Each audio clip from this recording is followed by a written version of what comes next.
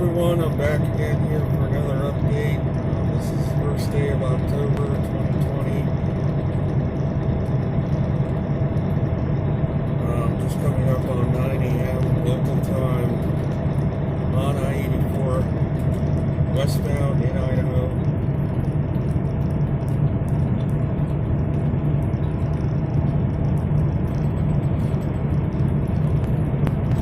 Looks like it's going to be a very warm, sunny day. However, it is a bit of a chilly start, down in the 40s, up to 53 now degrees. Of course, the weather maps all show how hot it is out west. What they're not taking into account, though, is it is getting cold at night, and that is offsetting the warmth of the day. It's not really as above average as the maps depict right now in temperature, due to the nights being cold, at well down in the 40s.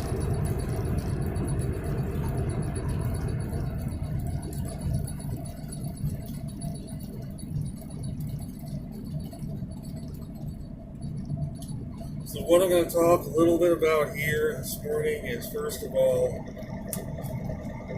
the solar wind and its impact on the jet stream, on weather patterns, how the strength of the solar wind influences the jet stream. Also, the winter folly of winter forecasts that I'm seeing for the Northern Hemisphere, particularly for North America, and how the fallacy of these forecasts that they're putting out. The reason why I think it's a fallacy. First of all, solar wind, many perhaps have seen on the news the aurora displays going on, particularly in Canada, even a few reports in the northern tier of the U.S., Scotland, northern Scotland, other places, due to a G2 magnetic storm, which was caused by a bump up in the solar wind into the 600s the last few days. And this caused the auroras. What caused the bump up, it wasn't really solar cycle 25 that we're going into it. It was more a coronal hole in the sun, came Earth facing, and coronal hole means that the solar wind comes out in a stream through that hole, and it's Earth directed, so we got that stream of solar wind coming out through that hole, corona. That bumped it up, again, well up into the 600s, causing, again, as I said a second ago, some beautiful auroral displays, which in my life I've seen far more spectacular, far more southerly latitudes. I've seen auroras far south of North Carolina. I mean, not just a faint display, I mean a real aurora with beams of light, the whole 9 yards. I've seen in North Carolina back in 1990, February. I just moved down to North Carolina and looked out, and lo and behold, I said, "Is that an aurora?" And yeah, that is an aurora. Because during that same solar max, which was a very high solar max, I saw in 1989, I would sit out on the shores of Lake Winnipesaukee, where I lived at the time, and watch the auroras. They were very frequent. And I would sit there at night, look north, the sky was very dark, across the lake, and watch the auroras.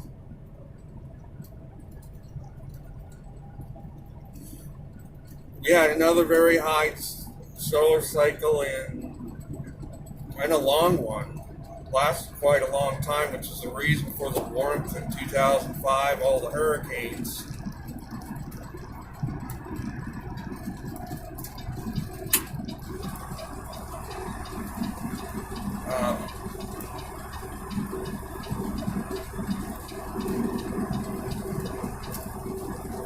Get over the left lane here.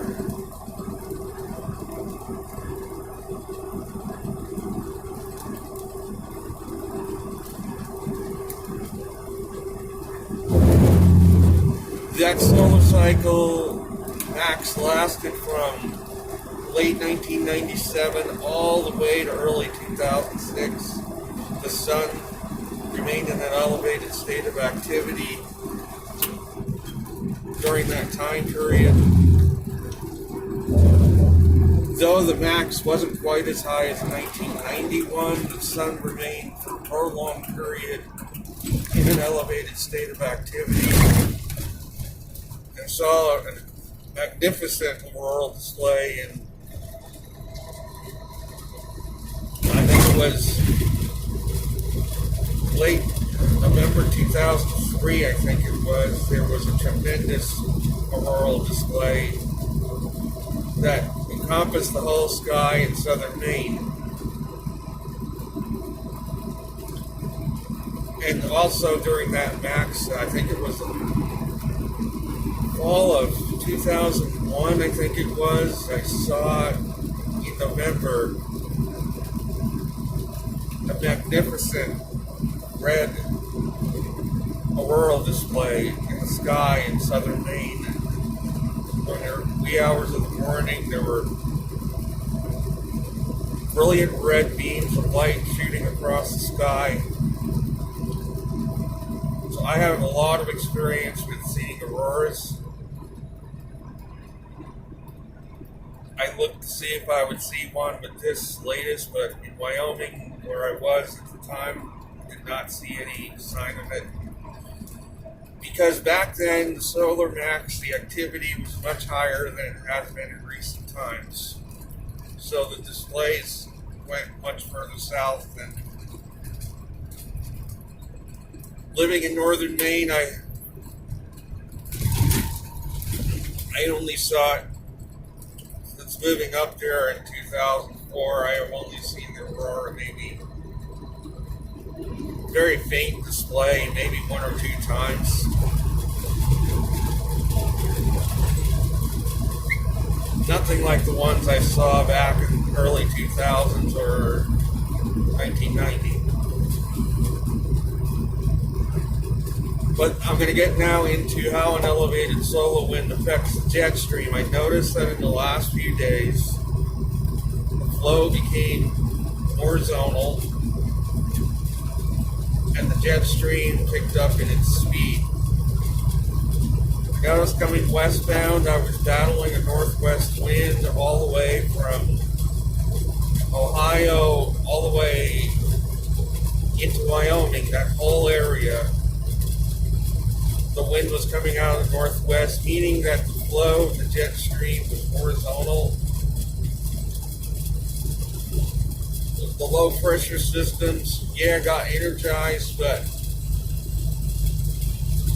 the waves of the jet stream decreased from 6 or 7 to only 3 to 4 waves, meaning the weather stabilizes and there's less, the weather gets less topsy-turvy. The less waves of the jet stream, the more stable the weather becomes. And the horizontal the flow becomes. So I noticed that with this bump up in the solar wind we recently had, the jet stream the waves in it became less in the northern hemisphere, and it became horizontal, its flow, and it picked up its speed. However, that's not going to last because we're not in a solar max. This was a very temporary situation with this coronal hole. Once it is turning away from the Earth already, and solar wind is going to come back down. and the pattern is going to return to the extreme meridional flow that we have seen. Because the solar wind is what it's connected to. The strength of the solar wind is not connected to man's activities on the earth. I believe there is a very strong link there. This goes into the winter forecast that NOAA and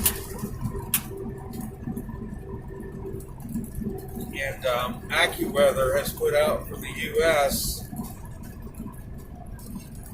They're basing their winter forecast on one factor when there's many factors that go into how patterns in the winter play out.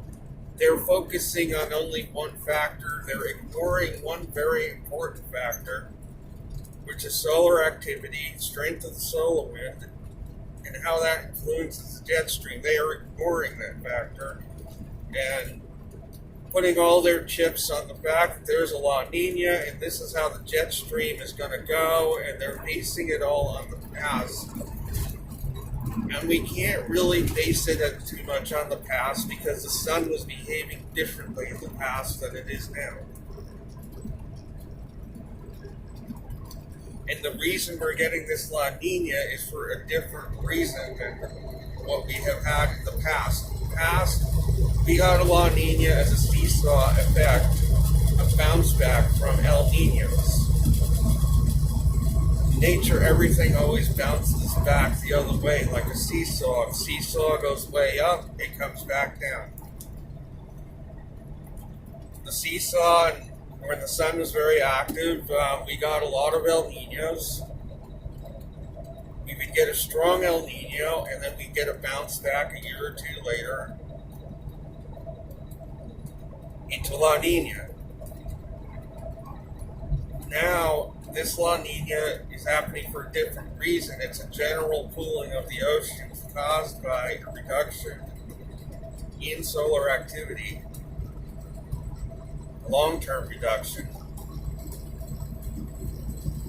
So the oceans are starting to respond. They're losing their heat energy. This La Nina is happening for a very different reason. So if it's happening for a different reason, the impact on the winter weather patterns this year are likely going to be different than what we've seen in the past for La Ninas. It's not going to be the same type of impact on winter. The jet stream may take a totally different path than what they're predicting because the reason for this La Nina is different.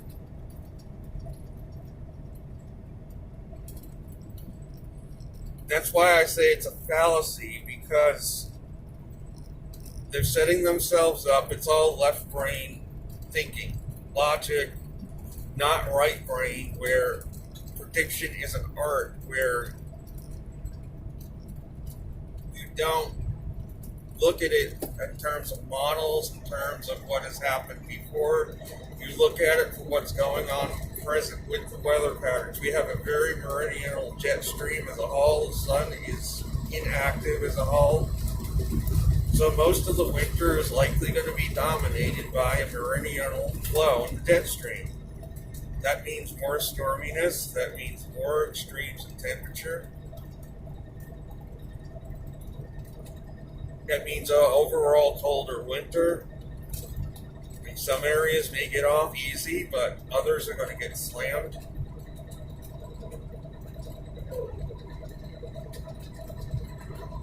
And I noticed, for example, AccuWeather put out a forecast where they have jet stream in a zonal flow, basically following the U.S.-Canadian border west to east for most of the winter. It's going to be a totally wrong forecast. They're not basing it on what we have seen at present going on. They're basing it on what they want to believe. Global warming, we're supposed to have a mild winter. That's how the jet stream is supposed to go. in a globally warmer winter. They have the whole southern U.S. mild and dry the whole winter. Only places that are going to catch any bit of winter, according to their forecast, is the higher elevations of the Pacific Northwest and New England. Everybody else is going to get off easy this winter, according to AccuWeather. National Weather Service, NOAA, they have a bit of a trough in the jet stream in the east, a little bit, and they have a ridge out west.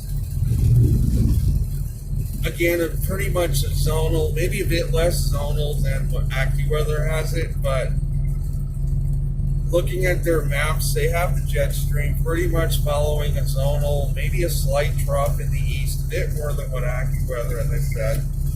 And again, it means that maybe the Great Lakes might get hit a little harder with that pattern, but the east is going to be mild, and most of the southwest is going to be rainless or very dry. I do not agree with this forecast. They're basing it on past, on factors that are no longer in operation.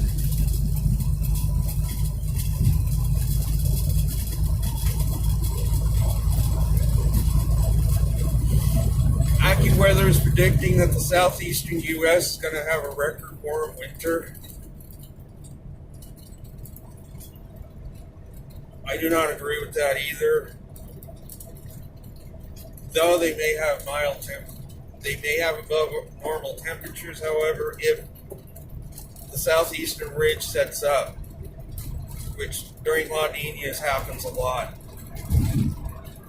But what they're not tempering their forecast with is the fact that we are in a solar minimum, the oceans are cooling. Not just the Pacific, but the Atlantic is as well. Given all the hurricanes that took all the tropical weather systems that took all the heat out of the oceans, these artificially created storms removed a lot of heat. I think maybe the best chance of a mild winter is maybe Florida, maybe the extreme southeastern U.S.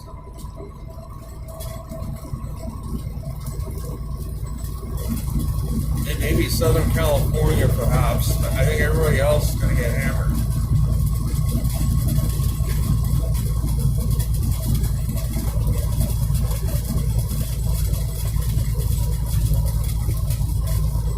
I see a trough persisting over the Midwest. We see another trough just off the west coast of the U.S., which is going to bring a lot of rain, not just the Pacific Northwest, but the northern parts of California as well, and at times in Southern California.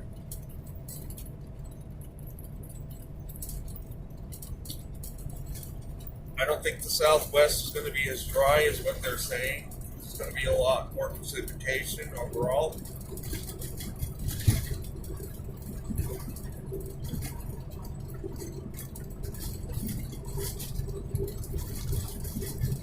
The Northeast could go either way, depending on how strong that southeastern ridge gets. But I think that they're still going to get plenty of snow in the Northeast, regardless. Because we are in a solar minimum.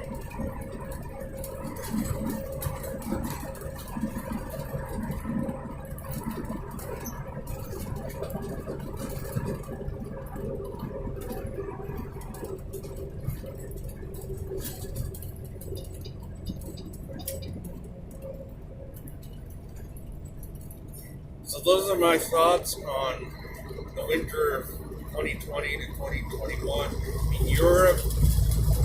I've seen patterns that are conducive to a severe winter over parts of Europe.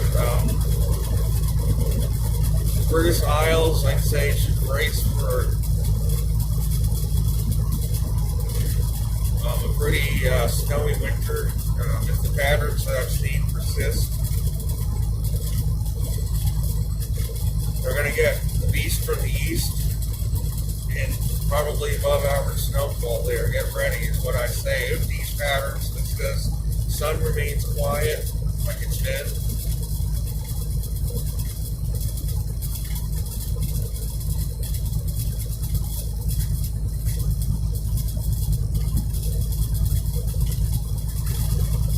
As far as the summer, and then down in Australia, I think they're going to get a lot more rain in the far northern part of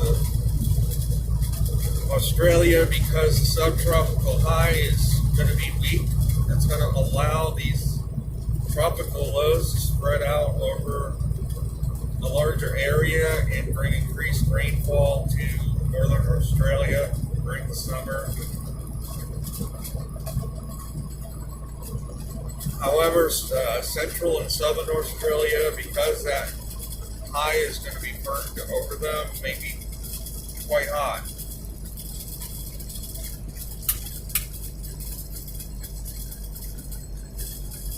But I don't think it's going to be record heat because the high is going to be weaker. It's not going to be as strong. But it's going to be very, very warm, probably very dry through that region.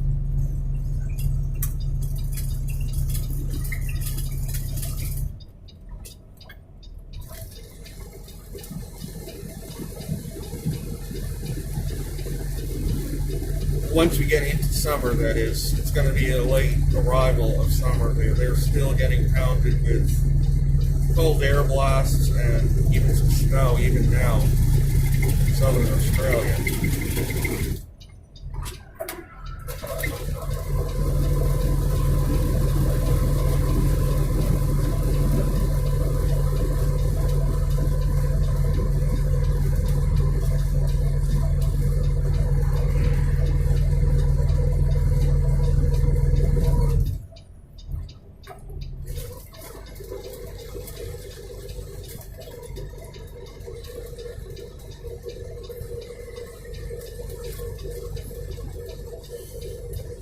So, as far as the truck is concerned, I did get the oil change done several days ago in Iowa. They replaced an oil plug that was stripped out. So that's done. The truck now has 917,000 miles. It's knocking on the door of 1 million miles.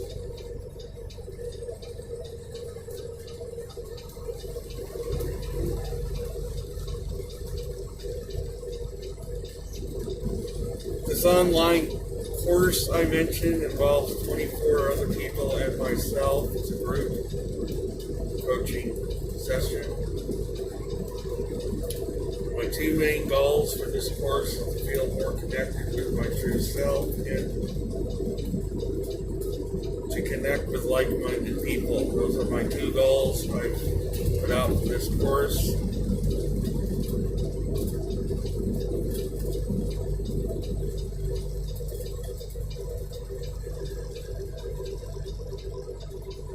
So this week has been a preparatory phase where we have been given information to cover on our own. The Facebook group has been opened up. I have introduced myself to a number of different people there. So the course begins in earnest next week. It will be an 8-week course.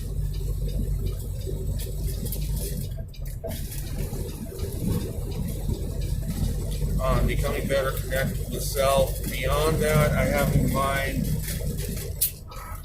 for 2021, I have in mind signing up to become a certified coach.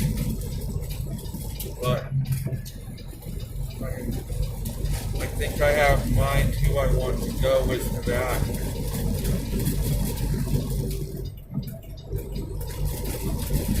But that's not going to be until 2021 that I'm going to go in that direction. I would like to do a long distance hike next year. Right now I'm focusing on earning my money back from this apartment building fiasco.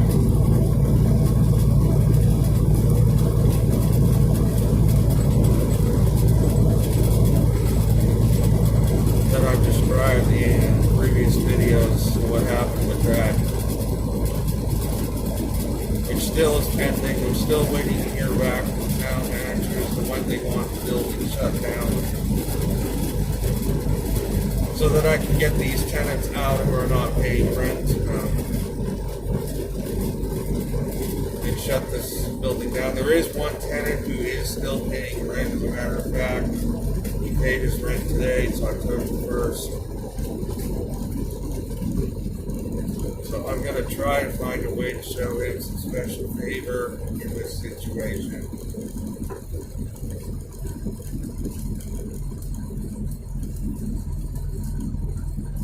So that is going to be it for this video. I hope you found this discussion on weather interesting and that it made some sense. I will be back soon.